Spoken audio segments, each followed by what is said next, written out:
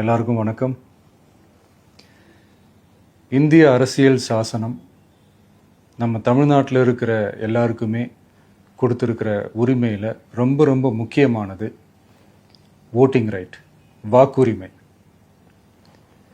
ஒரு மனுஷன் உயிரோடு இருக்கான்றதுக்கு அடையாளமாக இருக்கிறதுல அவனோட ஓட்டுரிமை ரொம்ப முக்கியம். அதனால தான் voting is not only our right but also our life. ஒரு முக்கியமான விஷயத்தை பற்றி இப்போ நான் உங்ககிட்ட ஷேர் பண்ண போகிறேன். இது நான் ஃபஸ்ட்டு கேள்விப்பட்ட உடனே எனக்கே ரொம்ப ஷாக்கிங்காக தான் இருந்தது. இப்போ நான் பேசிகிட்டு இருக்கிற இந்த நேரத்தில் தமிழ்நாட்டில் இருக்கிற நம்ம யாருக்குமே ஓட்டு போடுற உரிமையே இல்லைன்னு சொன்னால் நம்புவீங்களா? நான் நீங்கள் உட்பட யாருக்குமே அது இல்லை. நான் பயமுறுத்துறேன்னு நினைக்காதீங்க, அதுதான் நிஜமும் கூட. கொஞ்சம் ஏமாந்தால் நம்மள மாதிரியே இன்னும் லட்சக்கணக்கான பேருக்கும் இதே நிலைமை தான். ஓட்டு போடுற அந்த உரிமையே இல்லாத மாதிரி ஒரு நிலைமை வந்தாலும் வரலாம். இதுக்கு மெயின் ரீசன் அந்த எஸ்ஐஆர், ஸ்பெஷல் இன்டென்சிவ் ரிவிஷன், சிறப்பு தீவிர திருத்தம். இப்போது இந்த எஸ்ஐஆர் நம்ம தமிழ்நாட்டில் எப்படி ஒர்க் ஆக போகுது? கடந்த ஜனவரி மாதம் எடுத்த அந்த கணக்கெடுப்பில் 6,36,00,000 வாக்காளர்கள் நம்ம தமிழ்நாட்டில் இருக்கிறாங்க. ஆனால் அவங்க யாருக்குமே இந்த ஓட்டு போடுற உரிமையே இல்லை.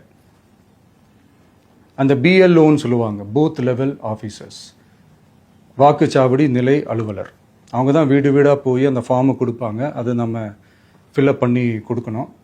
அதை தேர்தல் ஆணையம் அதை எடுத்துகிட்டு போய் அதை ஸ்க்ரூட்டினைஸ் பண்ணி அது எல்லாமே கரெக்டாக இருக்கான்னு செக் பண்ணி பார்த்ததுக்கப்புறம் அந்த வாக்காளர் பட்டியலை வெளியிடுவாங்க. அந்த வாக்காளர் பட்டியலில் நம்ம பேர் இருக்கணும், அப்போ தான் நம்மளால் ஓட்டு போட முடியும். அந்த புது பட்டியல் வர்ற வரைக்கும் நம்ம வாக்காளர்களான்றது அது உறுதியே செய்ய முடியாது.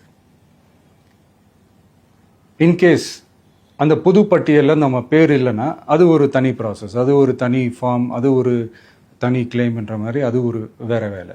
ஸோ இந்த மாதிரி நிறைய சிரமங்கள் குழப்பங்கள் இருக்கிறதுனால மக்களுக்கு இது மேலே ஒரு கன்ஃபியூஷன் ஒன்று இருக்குது. இது என்ன வெரிஃபிகேஷனா இல்லை ஒரு மறைமுக ரீரெஜிஸ்ட்ரேஷனா இல்லை இது ஒரு நியூ ரெஜிஸ்ட்ரேஷன் மாதிரியே தானா அப்படின்ற மாதிரி நிறைய கன்ஃபியூஷன் இருக்குது.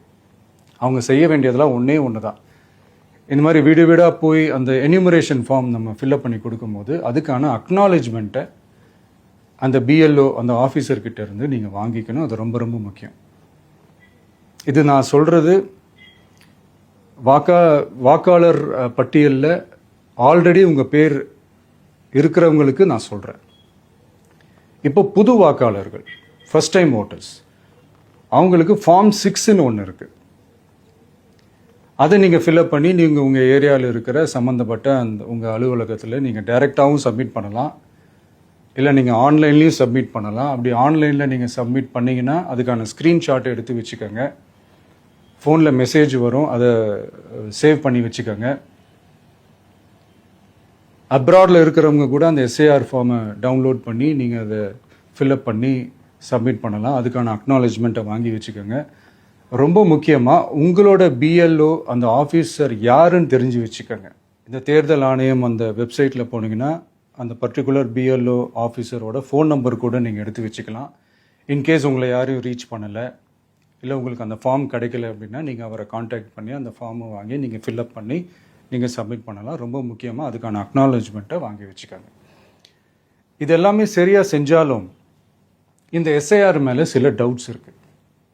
அது என்னென்னா, இந்த 6,36,00,000 வாக்காளர்களுக்கு ஒருத்தர் விடாமல் இந்த ஒரே மாதத்துக்குள்ளே எப்படி எல்லாருக்குமே அந்த ஃபார்ம் போய் ரீச் ஆகும்? ஒன்று. ரெண்டாவது, நீங்கள் வரும்போது வீட்டை பூட்டிட்டு வேலைக்கு போயிட்டு என்ன பண்ணுறது? இப்போ நீங்கள் வருவீங்கன்றதுக்காக வேலையெல்லாம் விட்டுட்டு வீட்டுக்குள்ளேயே உட்காந்துட்ருக்கணுமா? ஸோ இதில் மெயினாக பாதிக்கப்பட போகிறது உழைக்கிற மக்கள், ஏழைகள், வேலைக்கு போகிற பெண்கள். இவங்களுக்கு யார் கரெக்டான அந்த பதில் சொல்ல போகிறது? ஒரு நியாயமான எஸ்ஐஆர்னா என்ன நடக்கணும்? இப்போது இறந்து போனவங்கள மார்க் பண்ணி அதுலேருந்து டிலீட் பண்ணணும். இப்போ போலி வாக்காளர்கள் இருந்தாங்கன்னா அவங்கள மார்க் பண்ணி டிலீட் பண்ணணும்.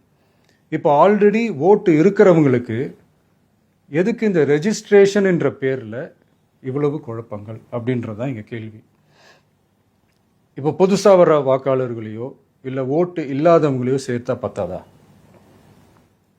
இப்போ ரீசெண்டாக நடந்த இப்போ எலெக்ஷன் 2021, 24 எப்படி எல்லாருமே ஓட்டு போட்டோம்?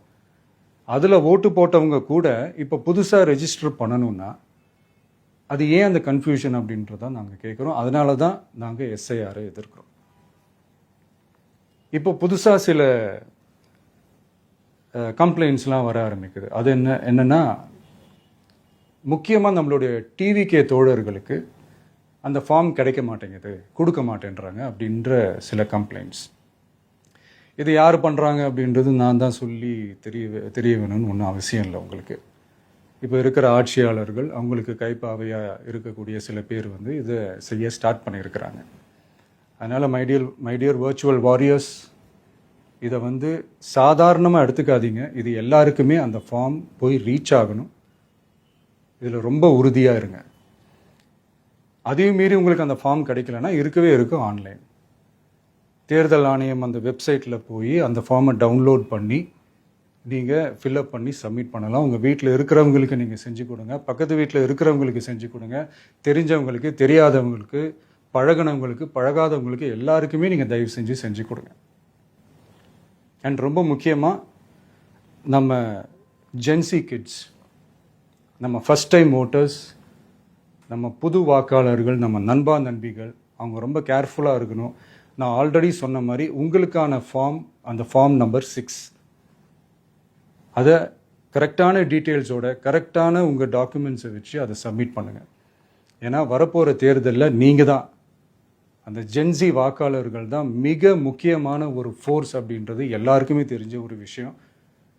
அதனால் உங்களை டிஸ்டர்ப் பண்ணுறதுக்கு, உங்கள் பேரை அதில் இன்க்ளூட் பண்ணாமல் செய்கிறதுக்கு என்னென்ன வேலைகள் செய்யணுமோ, என்னென்ன தில்லுமுள்ளு வேலைகள் செய்யணுமோ எல்லாமே அவங்க செய்வாங்க. இது நமக்கு எல்லா திசையிலையும் எல்லா பிரச்சனைகள் கொடுத்துட்டு தானே இருக்கிறாங்க. அது டிஃபால்ட்டாக நடந்துட்டு தான் இருக்கும், அது ஒன்றும் பண்ண முடியாது. ஸோ அந்த மாதிரி ஓட்டு போடுற விஷயத்துலேயும் அவங்க என்ன மாறவா போகிறாங்க? இப்போ நான் சில மீட்டிங்ஸ்லலாம் ரிப்பீட்டடாக ஒரு விஷயம் நான் சொல்கிறேன்ல, 2 பேருக்கு நடுவில் தான் போட்டி அப்படின்ட்டு. அது மேடைக்கு மேடை அவங்க அதை ப்ரூவ் பண்ணிகிட்டு இருக்கிறாங்க. அதனால் தோழர்களே, வரப்போகிற தேர்தலில் நம்ம யாருன்னு காட்டணும், நம்ம பலம் என்னன்னு காட்டணும். அதுக்காக அந்த பலமான, அந்த பவர்ஃபுல்லான ஆயுதத்தை நம்ம கையில் எடுக்கணும். அந்த ஆயுதம் வேறு எதுவுமே இல்லை, ஓட்டு, வாக்கு, ஜனநாயகம். அது இருந்தால் தான் நம்ம அந்த வெற்றியை நோக்கியே நம்மளால் பயணிக்க முடியும். தமிழ்நாடே அந்த வாக்குச்சாவடி முன்னாடி திரண்டு நிற்கணும். அதை பார்த்துட்டு தமிழ்நாடே தமிழக வெற்றி கழகமா, இல்லை தமிழக வெற்றி கழகம் தான் தமிழ்நாடா அப்படின்ற மாதிரி இருக்கணும். வீடுன்னு ஒன்று இருந்தால் தான் ஓடு மாற்ற முடியும்னு அறிஞர் அண்ணா அவர்கள் சொல்லியிருக்கிறாங்க. அந்த மாதிரி ஓட்டுன்னு ஒன்று இருந்தால் தான் இந்த நாட்டையே காப்பாற்ற முடியும். அப்புறம் இன்னொரு முக்கியமான விஷயம், அந்த எனிமரேஷன் ஃபார்ம் நீங்கள் ஆன்லைனில் நீங்கள் ஃபில்அப் பண்ணும்போது அதில் ஒரு சில ப்ராப்ளம்ஸ் வர்றதுக்கு வாய்ப்பு இருக்குது. அது உங்களுடைய ஓட்டர் ஐடியில் இருக்கிற உங்கள் பேரும், ஆதார் கார்டில் இருக்கிற பேரும், அந்த ஸ்பெல்லிங், இனிஷியல்ஸ் எல்லாமே ஒரே மாதிரி இருந்தால் தான் அது அக்செப்ட் ஆகும், இல்லைன்னா அக்செப்ட் ஆகாது. அது கொஞ்சம் கேர்ஃபுல்லாக பண்ணுங்கள். அது கொஞ்சம் யூசர் ஃப்ரெண்ட்லியாக இருக்கலாமேன்னு கேட்டதுக்கு அதெல்லாம் முடியாது, அதுக்கெல்லாம் வாய்ப்பு இல்லை, அதுக்கெல்லாம் ஆளுங்க இல்லை, பண்ண முடியாதுன்னு ரிப்ளை பண்ணிட்டாங்க. ஸோ அதனால் மைடியர் டிவிகே தோழர்களே, மைடியர் ஜென்சி படை பலமே, உஷாராக இருங்க, கான்ஃபிடென்ட்டாக இருங்க, நல்லதே நடக்கும், வெற்றி நிச்சயம். மீண்டும் சந்திக்கும் வரை நன்றி, வணக்கம்.